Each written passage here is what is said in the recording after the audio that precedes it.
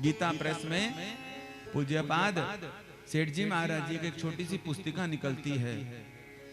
उस पुस्तक का नाम है आश्चर्य की बात। उस पुस्तिका में बड़ी सुंदर बात कही है। उसमें कहा है कि जो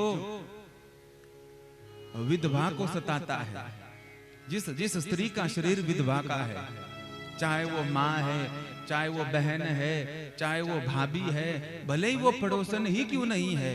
बड़े ध्यान से आप सब सुनना महाराज, बड़ी सुंदर बात उस पुस्तिका में कही।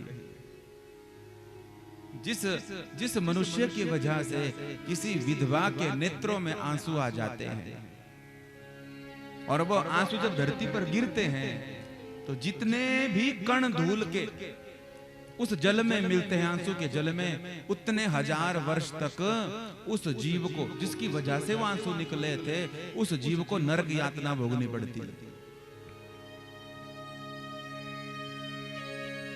इतना कहा है महाराज। हमारे यहाँ पर विधवाओं को बहुत बुरा समझा जाता है। घर में विवाह शादी हो जाए तो सामने खड़ी हो जाए तो सौभाग्यवती स्त्रियां जो है तो उलाहना देने लग जाती हैं।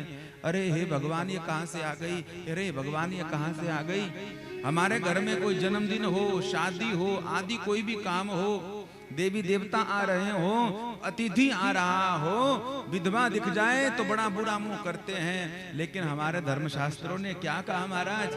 हमारे धर्मशास्त्रों ने कहा किसी का भाग्य उदय नहीं हो रहा है, उसके ग्रह भी खराब हैं, उसके जन्म कुंडले में 9वां घर जो है तो अस्त हो चुका है।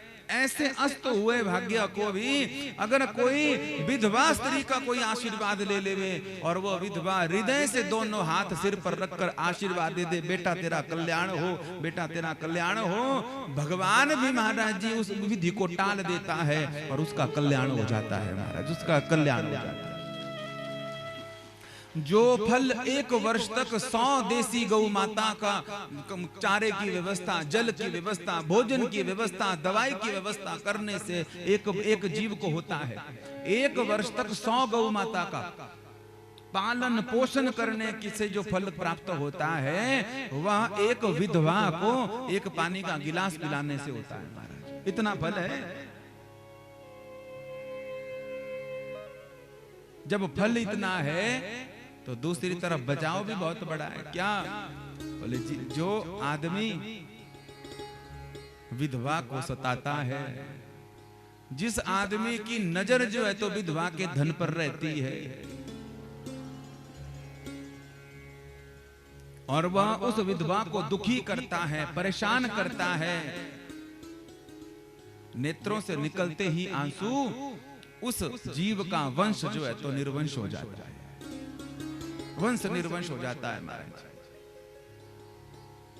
इसलिए हमारे पूज्य गुरुदेव ने कहा, हमने उनसे सुना, गुरुदेव भगवान कहते हैं कभी भी किसी विधवा को ठगने का मन में बिल्कुल भाव ना रखे महाराज। कोई संतानहीन हो, कोई संतानहीन हो, सब इलाज कर बैठी, अस्पताल वाले, मंदिरों वाले, ग्रहों वाले, देवी देवताओं वाले, तंत्र मंत्र यंत्र सब कुछ करो।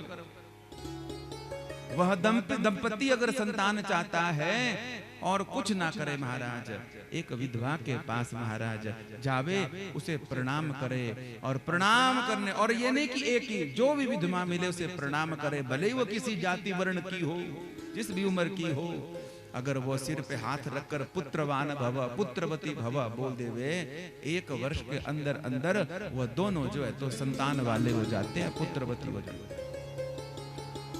आपके घर में पितृ दोष लगा है, आपके घर में कुल देवता का दोष लगा हुआ है, अनेक प्रकार से आप कार्य करते हैं, बरकत नहीं हो रही है काम में, पढ़ाई लिखाई की है, नौकरी नग नहीं लग रही है, केवल विधवा के चरणारविंद में लग जाइए। जिस दिन हृदय से वो आशीर्वाद दे देगी उसी दिन आपका कार्य सार्थक हो जाएगा महाराज।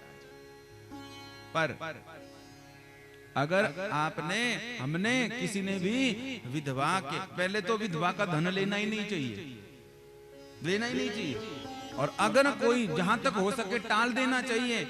पर किसी कारण से अगर आपको लेना है और वह विधवा अपने हृदय से आपको आशीर्वाद रूपी प्रसाद रूप में उस धन को दे रही है, तो उस धन का सदुपयोग करें, उसको अच्छे कार्य में लगाएं। बुरे कार्य में लगाएंगे तो सारी उम्र भटकते रहोगे, लेकिन आपको कभी भी कार्य सिद्धि नहीं मिलेगी, आपको कभी बरकत नहीं मिलेगी, भटकते रहोगे सारे। हमारे धर्म शास्त्रों ने विधवाओं के प्रति बहुत ऊंची ऊंची बातें कही है। हमारे सब देवी देवताओं का वास विधवा में है महाराज। यहां तक कहा गया कि 4 धाम किसी से ना हो तो विधवा के चरण को धो लेवे और इसका अभिषेक अपने पे कर लेवे, 4 धाम के यात्रा का फल प्राप्त हो जाता है, गंगोत्री यमुनोत्री नहाने का फल प्राप्त हो जाता है। मैं अपने मन से नहीं बोल रहा हूं महाराज, गीता प्रेस में आज भी ये छोटी सी पुस्तिका छपती है, नाम आपको मैंने पहले बता दिया। इसलिए निवेदन करूं कि आपके आस पड़ोस में जो भी विधवा रहे, चाहे वो माता जी हैं, चाहे वो सासू माता जी हैं, चाहे वो भाभी हैं, चाहे वो बुआ हैं, मौसी हैं, मामी हैं, पड़ोसन है, कोई भी है, भले रिश्तेदार भी ना हो, उसको कभी ना सताएं। आनंद कंद भगवान की